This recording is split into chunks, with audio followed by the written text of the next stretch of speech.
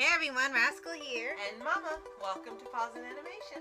And today we're covering the first ever Ben 10 movie, Secret of the Omnitrix. Yes, it's one of our favorite movies of the series. They've had 5, right? Yes. Yeah, now this movie takes place a few episodes before the end of the final season. And it shows Ben traveling the galaxy with Tetrax and Gwen after a self-destruct sequence is accidentally activated. And before we start, be sure to like, subscribe, and occasionally some future podcasts and one of those videos. We actually own this movie. Thank goodness we bought it many years ago because I don't know if it's still available. Right. So, Rascal, tell us what the back case says. Okie dokie. It says, a Cartoon Network original movie, back when they would have some stellar TV movies for their shows. It seemed like a typical day for 10-year-old Ben Tennyson, transformed to alien hero, defeat the bad guy, and thus maintain the balance of good versus evil in the universe. That complex? But when Ben accidentally sets the Omnitrix to detonate, a typical day turns into a race across the galaxy to locate the creator of the Omnitrix before it wipes out the entire solar system. Yes. The best thing about this movie, number 1, is that it kept the same animation style. It was obvious this was canon. Yeah. Even if you didn't know it was canon and you had been told it was canon, I think simply because it was made in the same animation style, Yes. you knew it had to be canon. The events in it were canon. Yes. And I really liked that. I really didn't like when franchises choose to use that same animation, so you know. Right. And one of the things I just said for Cartoon Network is that they would have some really stellar TV movies for the show. Sometimes they were meant to be big specials and they weren't the end, and sometimes they were grand series finales for ongoing shows. Like they kind of started back doing now with We Bare Bears and Steven Universe having finale movies. This one, people thought was a series finale movie, but it turns out it wasn't. It was kind of taken as the end, but they still had some of the episodes after it. It was actually maybe the 4th episode before the actual end of the series. It was meant to be something more grand, like a extra long event before the finale that they normally didn't do. Well, I think this case should have been Gwen somewhere. Yeah, On should the have. front, or on the side, or on the back. She's not here because Gwen was in it. Right. And she was an important part of this movie. So I would say that's the only thing I don't care for is that they didn't include her maybe during that time. But maybe Ben's the main attraction. But she was in the entire series with him. Right. So was Grandpa Max. And neither of them are included on this case. So Right. maybe if they release it again, they will decide to put her on this. Yeah, that would be nice too. This movie was a great balance of action, adventure, fun, mystery, not knowing what was happening. Right. And you got to see Ben and Gwen bond more. And yes, one of my favorite parts and one of my favorite scenes in this movie stays with me today. I love it. So Yeah. no matter what happened with them, the remainder of the series, which there was only 4 episodes, or in Alien Force on Ultimate Alien, you knew from this movie that Ben and Gwen love each other. Yes. They're like brother and sister, or the cousins. And Yes. This movie cemented it. Yes, absolutely. And they were also hinting towards they will come to that point at some point in the movie because you knew how they acted the whole series. Remember, they would bicker and stuff. It was like Bart and Lisa for a while. And the stuff they would say to each other would be like, they really open their mouth and say that. And in here, it seemed it was reaching almost a breaking point where Ben was being really irresponsible and not really taking other people's feelings into consideration, especially with Gwen, because in his mind, Gwen only wanted to do boring girly stuff. Which is something they end up kind of really twisting in the reboot, which we'll get to when we talk about the reboot. So for here, like I said, the Omnitrix is accidentally started a detonation countdown when they fight Dr. Animo. And when Animo's bomb goes off, it affects the Omnitrix and it somehow activates that. And the countdown goes faster every time he transforms. Yeah, he transforms a lot in the movie still, but they had to really time it where it wasn't like every 5 minutes. And they almost had like the movie where it was only a few at a time, so it wasn't like rushing it or seemed like it wasn't keeping up.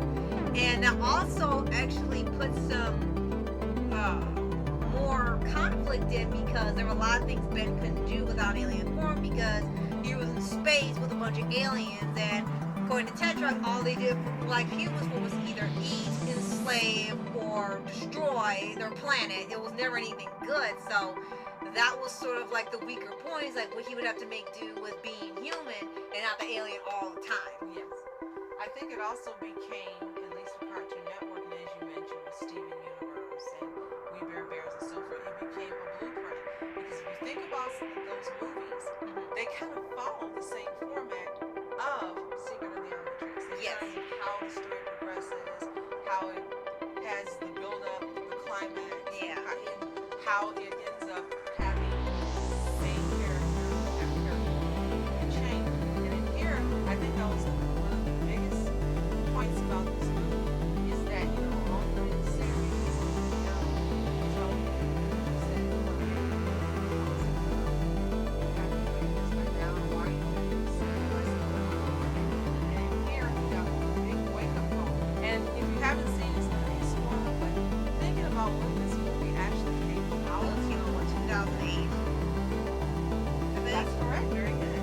You probably have seen something saying when he thought when he died, it was because of something he'd done. And it was his fault. There was a change in him at that time.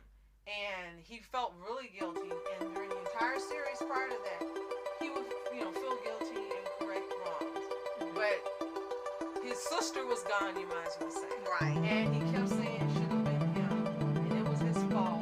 And from that point on, he was serious. There was no more joking Ben. There was no more silly Ben. And he was bent on taking down the alien that was responsible not only for taking her out, but you know, stopping Right. the destruction of Earth. Right. And so later on, you see him act in a manner you've never seen him act. You see some growth. You see that, yes, he can be serious. He can understand the seriousness of the situation. And unfortunately, in this case, something tragic had to happen for him to understand. Right. And the And- good thing about this is that that didn't last long. Right. Oh no, it will be after this part because it actually connects to a later series. Okay. And so later on, he finds out, you know, wonderful reveal that was done. It's brilliant. Dick Wynn is alive. Yes. She helps to save him. And then he sees her and he tears up and he runs toward her and he grabs her and hugs her. She looks so stunned. And then she hugs him back. And he says, Gwen! And I cry every time I see Yes. I'm sorry, I do. I'm not embarrassed. And he got to appreciate her more, and she got to appreciate him more. Right. Because she probably didn't know if he was gone or not either. Right. And then they got to both see each one was still alive and okay. Right. And there was a different relationship for them from that point on. Right. One of appreciation, one of him knowing that for the last 4 episodes, the remainder of that series, he had to balance being a hero with having fun and knowing when it was time to be Right. guilty, and he didn't have to be stringent and rigid in a time when he had to do what needed to be done, and he had to care about what was happening in hand and not just being a 10-year-old. Right. Because yes, he was 10, but he accepted the watch, and he had to be what's the word they always use? Protector. The keeper. There you go. Yeah. The keeper of the Omnitrix. Right. So it was important. And I think that also Man of Action was great in translating and Raymond Duffy was excellent in translating that to Alien Force to Alien. Because when the second series came out, Yeah, Alien Force. Ben already was different. Yes, he was 16. But when he started with Kevin and Gwen, and they started having the adventures, you could tell he was different. It wasn't just because he was older. It was because of what had happened then. And he and Gwen's relationship was very different. Yeah. And you could tell they were like brother and sister. They appreciated each other. Yeah, they have their moments they argue and different things, but it was different. And it was because of this movie, this canon movie, Yes. that they moved closer. And he understood the importance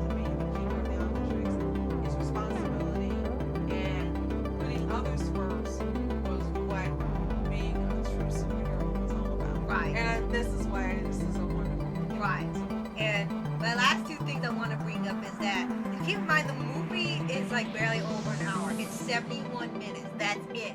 Even without ads, you still get a complete story.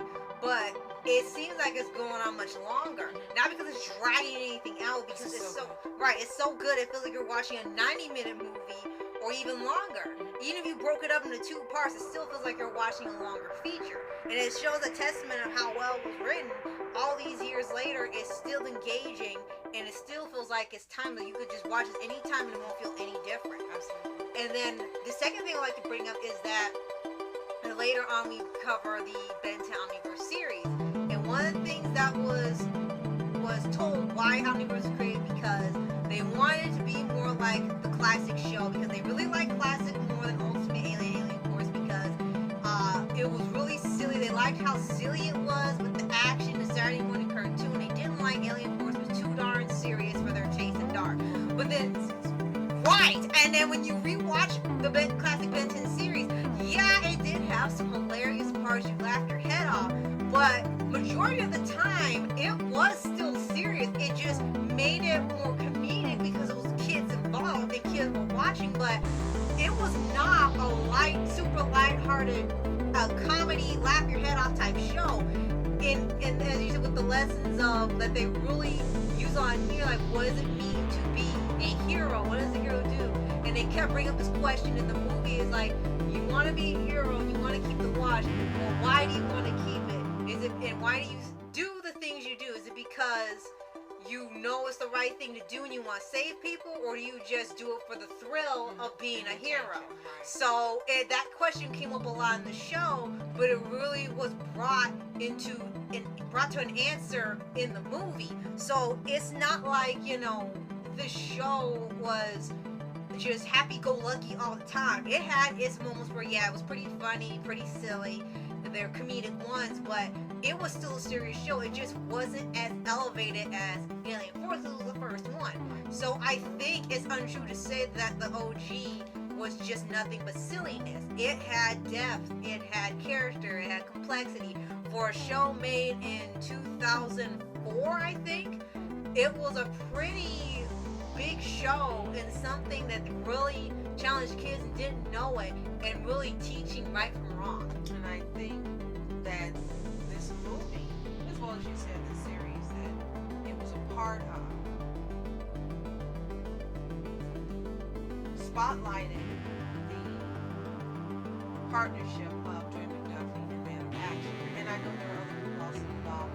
All of you, thank you so much for this wonderful series. But what I love most about this movie, as well as all the series, is that there was always this underlying element of teaching lessons about values, Yes. and morals, and honesty, Yes. and loyalty, and family, and friendship. Yep. And they were all done without hitting you over the head. Beautifully written, beautifully translated, beautifully animated. This movie would still, I say, be in my top 10 of the best movies Cartoon Network has ever produced, and is one of my top 10 in all the animated movies I've seen of all time. It's definitely in the top 10. I don't think it'll ever be out of the top 10. Right. We've had franchises come and go. Man of Action is here to stay. If Dre McDuffie were alive, he would be too. Yes. But you can see that his influence still remains, even with each successive series that's come out of this franchise and the projects they do. Yeah. You can see it. So, if you've seen Ben 10, if you've seen Ben, I have. If you've seen Ben 10 Secrets of the Omnitrix, let us know what you think in the comments below. Did you see it aired on Cartoon Network? Do you only like we do? Have you watched it since you reviewed it? Let us know what you think in the comments below. If you haven't seen it, you are missing out. This is one of the best animated movies ever made. Yes, I did say that. And it's one of the best Cartoon Network movies ever made, as we mentioned. Yes, we did say that. Yes. And if you can get your hands on it, watch it. We don't know if it's on YouTube. We don't know if it's on Amazon or any place to purchase. But I'm just very grateful that I bought it when I saw it. I'm just really, really grateful that I got it, because it's a great movie to own and just to watch at your leisure when you like. Right. And if you haven't already, subscribe for updates and the weekly videos anime series, anime shows, and all things animation. And all things Ben 10, because this month, Superhero Month, we are covering every single series. You know, we already started with the original Ben 10 Classic. Right. We're going to continue with every series and every movie. So join us for the ride and Yes. because we are going here. Yes, it's hero time. So thank you so much for watching Rascal Entertainment. And our Mama Entertainment. Have a toontastic day. Peace.